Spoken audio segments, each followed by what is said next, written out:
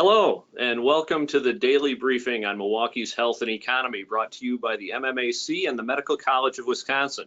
As you can tell, I am not Tim Sheehy. I am Steve Boss, MMAC's Senior Vice President for Public Policy and Government Affairs, and I'm filling in for Tim, who is taking a much-needed day off. I'm joined by my co-host, as always, Dr. John Raymond, President and CEO of the Medical College of Wisconsin. This webcast is powered by the competitive intelligence team at Aurora WDC.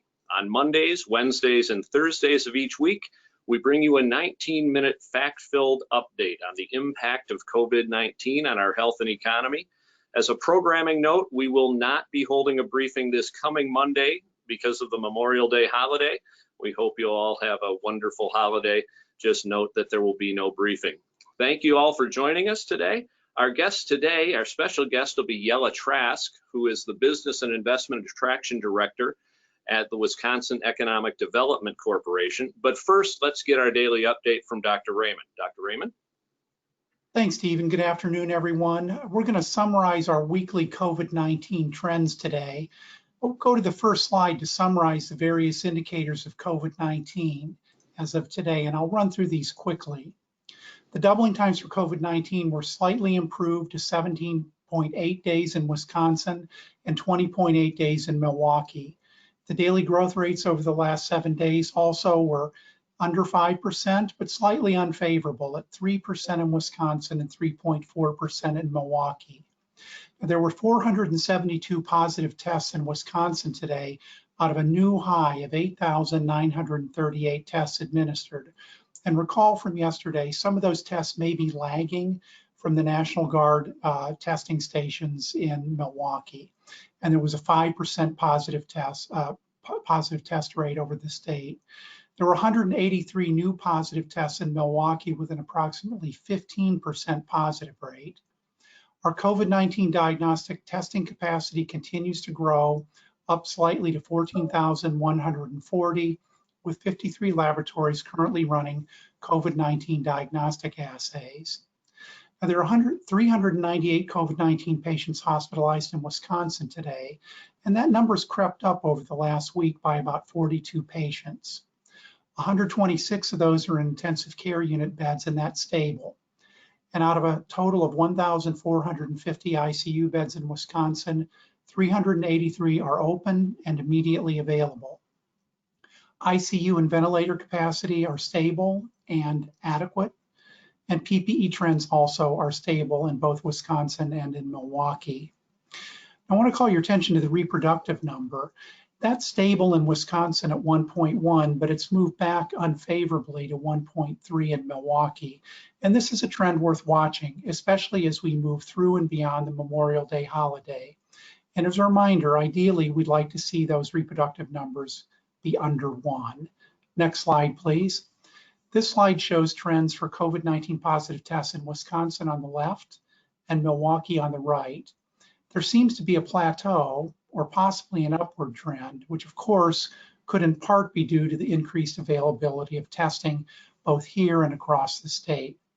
Next slide, please. I do want to call your attention to the slide. There's a mistake. The graph on the lower left is not the number of deaths in Wisconsin. I apologize for that. But what I would say is, first of all, fortunately, our deaths are much lower in Wisconsin than in many other states, but we are approaching a grim milestone of 500 deaths. And if the correct slide were inserted there on the left, in the left-hand panel, you would see that both in Wisconsin and in Milwaukee, there appears to be a downward trend in deaths. And I'm becoming much more comfortable seeing that downward trend in Milwaukee. And at the end of the day, this is one of our most meaningful metrics that we need to follow. Next slide, please. This slide shows daily trends of tests administered in teal bars and total positive tests in the pink bars. Wisconsin data are shown on the left and Milwaukee on the right. And the black lines show the percent positive tests over the last 2 weeks. And as you can see, Wisconsin seems to have settled in well below a 10% positive rate, with Milwaukee showing considerable day-to-day variability, but typically over 10% positives. Next slide, please. This next slide shows the trajectory of growth of COVID-19 in Milwaukee, as shown in pink, and the rest of the state as shown in teal. And the vertical axis shows the total number of new cases in the last 7 days, and the horizontal axis shows total cases. The data are shown in logarithmic scale to make it easier to detect any downward trends. Now, the plots show that Milwaukee had been doing a bit better than Wisconsin in bending down that curve, but basically the difference is gone. And ideally, we'd like to see both curves take a sharp downward turn in both of these plots. And as it is, these data suggest that we continue to have a relatively stable growth trajectory of COVID-19 cases in Wisconsin and in Milwaukee. Next slide, please. This graph plots the reproductive number over the last several months. And as you know, the reproductive number measures the contagiousness of a disease at any given point in time. And ideally, we want to see that reproductive number be less than 1, because that would suggest the pandemic would be attenuating. So for this graph, I'll call your attention to the blue line, which shows the reproductive numbers for Wisconsin over time, and the tan line, which show the reproductive numbers for Milwaukee over the same period of time. And as you can see, our reproductive numbers settled in at about 1 in early April and remained close to 1 since then. Although we do need to watch what could be the beginnings of unfavorable trend lines, both in Wisconsin and in Milwaukee, and we'll be following these over the next several weeks. Next slide, please. On the last 2 slides, I'd like to just give you some brief pointers about how to stay safe over the upcoming holiday weekend. Remember, COVID-19 is still around us. Now is not the time to let your guard down. So I'd recommend that you follow your guidelines set by your county or your municipality. If you host or attend an event, please make sure that there are 10 or fewer people gathered there. And it's better to gather outdoors than indoors. Bring your own food and beverage and don't share. Space your seating 6 feet apart. And if you have vulnerable guests, ask them to wear face masks, and you should too. Keep your distance and sanitize frequently. And don't pass babies and small children from person to person, because you could pass on COVID-19 that way. Next slide, please. And the final set of suggestions are: don't play contact sports, avoid physical contact like hugs and handshakes. I know that's going to be difficult to do. Disinfect commonly touched surfaces like doorknobs, faucets, and light switches. Have hand sanitizer available, and make sure that guests who are not feeling well either stay home or go home. And again, don't forget your sunscreen, insect repellent. It is tick and mosquito season here. And most of all, be kind, smile, and enjoy yourself. Summer's almost here. So again, I want to thank you for your attention and turn it back over to Steve. Thank you, Dr. Raymond. Before we turn it over to Yella, I wanted to ask you one question. I'm sure you've been hearing questions about the new CDC guidance that suggested a downgrading of the threat of surface transmission. And I'd like your opinion on that and what that might mean for businesses as they respond to this in terms of their safe operations protocols. Yeah, great question, Steve. So the CDC recently said that the transmissibility of COVID-19 on surfaces is lower than they thought it was before, and that the most common way of spread is either through droplets or through human touch from one person to another. What I'd say is right now I would still recommend frequent sanitization of touch surfaces in public areas. I don't think that the recommendation has really changed, because they didn't say that you can't get it by touching surfaces that have been exposed to other people's hands or their respiratory droplets. They just said that the most common cause of spread is from the respiratory droplets and touch. Thanks very much. Now I'd like to bring in Yella. And Yella, you're the key liaison for WEC's Business Investment and Attraction Division. Why don't you start today by telling us a little bit what that division does? Thanks so much for being our guest. Sure. You can hear me okay? Yeah. Awesome. So this division focuses on business attraction to the state of Wisconsin, leveraging our core industries and other assets that the state has. And we recognize that for business attraction to really work for the state of Wisconsin, it's important to connect those opportunities to our supply chain, to our talent, and to partners around the state. So in my role in particular, I work very closely with our manufacturing partners and really, looking at the small, mid-sized manufacturers that make up the bulk of our supply chain. How can they prepare to look at technology adoption, productivity improvement, and really understanding what OEMs are looking for. So that's where the liaison part comes in. Great. Most of the time when we talk about PPE, we're thinking about hospitals and healthcare workers, but that's also a big emphasis right now for WEDC. Can you share with us why? Yeah, absolutely. Very early on, WEDC started working with the State Emergency Ops Center to respond to the healthcare need for PPE. And that was really because we started to hear from manufacturers, from our partners across the state. There was a lot of activity already happening at a community level, local level, where manufacturers were offering to retool their operations to provide PPE from distilleries to sanitizers, to even a very a large ecosystem built around shields using 3D printing. And we said, why not leverage that and try to use a Wisconsin manufacturer to respond to PPE? And as we look at opening and operating safely, we believe that it's really important for businesses to also take this very seriously because it is at the core of consumer confidence, right? So a business can open, but if your consumers aren't coming back because they're nervous or hesitant, then the economy is just not going to recover at the pace that we need it to. So that's why we believe PPE is really important for B2B and B2C operations. Sure. So what are you seeing right now in terms of demand for PPE from business? What are you hearing? Is there any particular area that's of acute concern or shortage in the manufacturing or the general business sector? So as far as on the demand side, it's kind of what as you would expect. Retail services, really those that are interfacing with consumers more directly, very much are looking for PPE and are very much interested in trying to find that available in Wisconsin, just because of cost and availability. And there are manufacturing areas. We put together guidelines for specific industry sectors.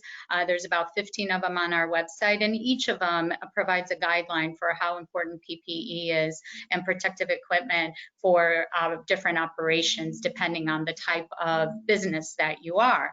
On the supply side of the equation, that's really where we saw an opportunity to take what is already happening at a local level. We've got M7 that put a site up because there was demand to try to put this supply and demand together. And so we have the Wisconsin Supplier Network that is an online platform that's been around for a few years. And we felt like what better opportunity than to put protective equipment supplies, have a dedicated page up there, put all these manufacturers that have raised their hand and said that they could offer different types of supplies, like I said, from masks to gloves to sanitizers, and make that available as businesses are looking to reopen and operate safely. So that is available on the Wisconsin Supplier Network, and that includes a lot of manufacturers that have either come to us directly or have come through our manufacturing partners or our regional partners like M7. So I appreciate the subtle plug there for the MMAC's PPE marketplace, and I know we've had a lot of demand for that. If a business in our region here or outside the region wants to take advantage of that statewide network that you guys have set up, how do they go about it? How do they match up? Mechanically, how does that work if I'm a business looking for help from the WEDC site? Yeah, absolutely. So you simply have to go to www.wisconsinsuppliernetwork.com. And if you're a business that's looking to procure any type of protective equipment, there's a link straight up on the home page. You link to that, and in that set of listings, you have companies that are providing protective equipment. We're making special attention to feature Wisconsin-based manufacturers. We really want to celebrate the ingenuity and frankly the compassion that we're seeing from our manufacturers that are saying, yeah, I can retool some of my lines to answer this call for protective equipment. There are some products that are not as readily available in the state, and so we're going to review some of those products. We've heard that there's some pretty innovative thermometers out there, right? And so we want to be able to connect our businesses with any product that's going to help them operate safely. If you are a business that offers protective equipment, you can go on to the same link, and then right up at the navigation, it says list your company. You go in, list your company, select protective equipment, and then you're featured in that area of the site. So it's pretty simple, 2 steps. Great, and I think we're going to have Chris put that web address in the chat section of this briefing. So if people didn't catch that as you were giving the web address, I think you can get it there. Just before we open it up to the audience questions, beyond PPE, businesses as they're looking to reopen, what other help do you have for them there at WEDC? Are there any other assistance programs they should be aware of as they're going through this process of reopening? Yeah, absolutely. As you're probably aware, WEDC has introduced several funding programs, and there's those are listed on the site. There's guidelines I just indicated. We have over 15 different guidelines that we put together with DHS and the other state agency as well as industry, making sure the best practices are reflected. Those are all on the WEDC website, and just over the last week or two, I guess it is, we introduced a live stream every couple of days. You know so well, right, with how often you're having these updates. Information is so important so that we're all clear on either the information that Dr. Raymond is sharing or ways that you could tap into funding, protective equipment, resources, whatever it is that you need. You can go to WEDC.org, and that's WEDC.org/future-forward. So timely information. I even signed up because things are moving so fast that I felt like I needed a little daily update from my own organization on everything that we're working on. So as information is available, you will get daily reminders at that site as well. And I think Chris will post that up there too. Well, thanks so much, Yella. We'll bring Dr. Raymond back in, and we have a little time, Chris, for any questions that may have come up. Sure, absolutely. First of all, those links are in the chat session of your screen as a user right now, so I'd encourage you to check those out. We did have a couple of questions. One for Dr. Raymond, a hypothetical situation.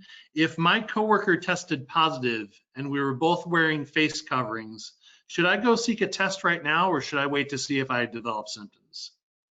Yeah, great question. I think it's going to depend on how frequently and how close you were in contact with the person and for how long. What I would recommend is just talking to the contact tracer from the public health department, and they'll give you the best advice. Yella, I know that WEDC has put out some great industry-specific guidelines. What are you doing to encourage businesses to follow those, given that there's no legally binding requirement for them to follow them? Yeah, that's a really good point. That word guideline, right? It's something that we're all trying to see how far we could take guideline and make it a little bit more actionable. And what we're finding is the more information that we can share and couple with the healthcare information that's either coming from Dr. Raymond or from DHS to be able to say this behavior causes this outcome, that's really where we're trying to zero in and really look at this as ultimately being a part of a commitment that we all need to make. Just because a business opens doesn't necessarily mean that the economy is going to come back as actively as it did. It's going to require all of us to feel comfortable participating in the economy, right, to get it back up and running. So we're doing our best to combine that information and try to encourage the type of behavior that has an end goal and isn't just about enforcement, but is about wanting a desired outcome that we all have to buy into. Great, and perhaps one last question for Dr. Raymond. About the higher, perhaps, or at least plateauing number of cases, but not a larger corresponding, thank goodness, rise in deaths so far. Does that suggest we're now catching milder infections or milder cases with our testing? Yeah, that's certainly possible. Again, it's really too early for us to know because fortunately our numbers here in Wisconsin compared to other states are still pretty low. So it's hard to draw definitive conclusions when you've got low numbers in really a relatively short period of time. But yeah, that's one possibility.